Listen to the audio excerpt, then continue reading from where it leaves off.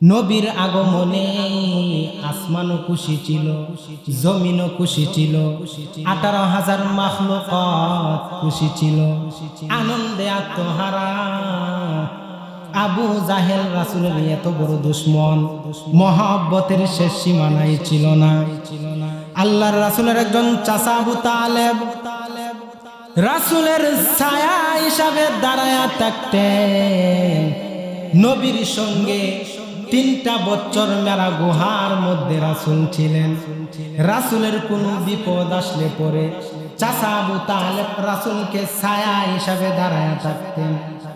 রাসূলের কোনো অপবাদ চাচা আবু তালেব বরদাস্ত করতে পারত না, ছায়া হিসাবে দাঁড়ায়া থাকতো।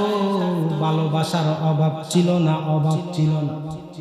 কিন্তু যখন চাচা আবু তালেব দুনিয়ার থেকে বিদায় হয়ে যাবে, আল্লাহর নবী বললেন, চাচা গো, দুনিয়ার থেকেই তো বিদায় হয়ে যাচ্ছেন, কিন্তু আপনি আমাকে যেই ভালোবাসা দিয়েছেন, যেই মহব্বত আপনি করেছেন, ওই ভালোবাসার মহব্বত দিয়া কিয়ামতের ময়দানে আমি আপনাকে জান্নাতে নিতে পারবো না।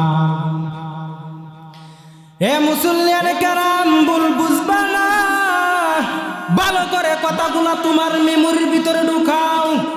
মেমোরির ভিতরে ঢুকার পরে যেন এটা ভাইরাস না হয়ে যায়। চাচা আবু তালেবের মতো এত মহাব্বত ভালোবাসা আর কেউ রাসূলকে দিতে পারে না।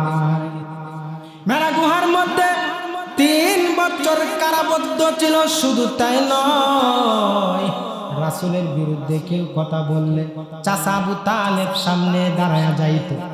এত ভালোবাসা, এত মহাব্বত, কিন্তু এত আগ ছিল না, অনুসরণ ছিল না, শুধু ভালোবাসা। এরা শুধু ভালোবাসা দিয়ে জান্নাত পাওয়া যায় না, শুধু ভালোবাসা দিয়ে জান্নাত পাওয়া যায় না গো। ভালোবাসার সঙ্গে এত আত লাগবে, অনুসরণ অনুকরণ লাগবে। জোরে কোন ঠিক কিনা? এবার আসুন, শুধু অনুসরণ করলে হবে না। আর না হয় আল্লাহর নবীর জামানায় একজন মুনাফিকের নাম ছিল আব্দুল্লাহ ইবনে উবাই ইবনে সুলুল। মুনাফিকদের সর্দার ছিল। কথা খেয়াল রাখবেন। এতক্ষণ বুঝাইছি উপর দিয়া ভালোবাসা আছে, কিন্তু এত আর, জোরে বলেন, এত আর নাই। এখন বুঝাইতেছি উপর দিয়ে এত আত আছে, কিন্তু ভালোবাসা নাই। আল্লাহর নবীর জামানায় একজন মুনাফিকের নাম ছিল আব্দুল্লাহ ইবনে উবাই ইবনে সুলুল। মুনাফিকদের সর্দার ছিল, রাসূলকে অনুসরণ করত। আমার রাসূল মোটা পাগড়ি লাগাইতো, সেও পাগড়ি পরিধান করত। রাসূল জুব্বা পাঞ্জাবি, লম্বা পাঞ্জাবি পরতো, সেও পরতো।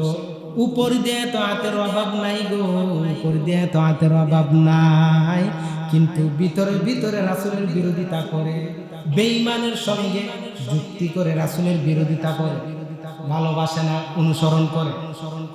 তাহলে ওই মুনাফিক কই গেছে? জাহান্নামে। আপনার কথা বুঝেন না? আমার কাউন্টার না দিলে কথা বলেন কিভাবে?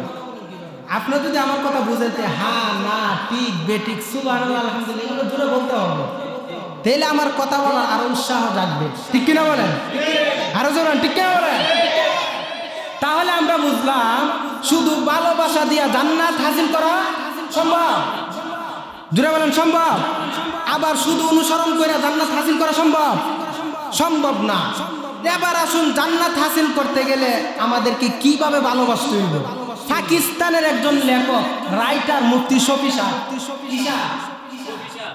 সাহেব, উনার কিতাবে একটা ঘটনা আনছে। ভালোবাসা কারে হয়, প্রকার কি কি, এই ঘটনা থেকে বুঝতে পারবেন।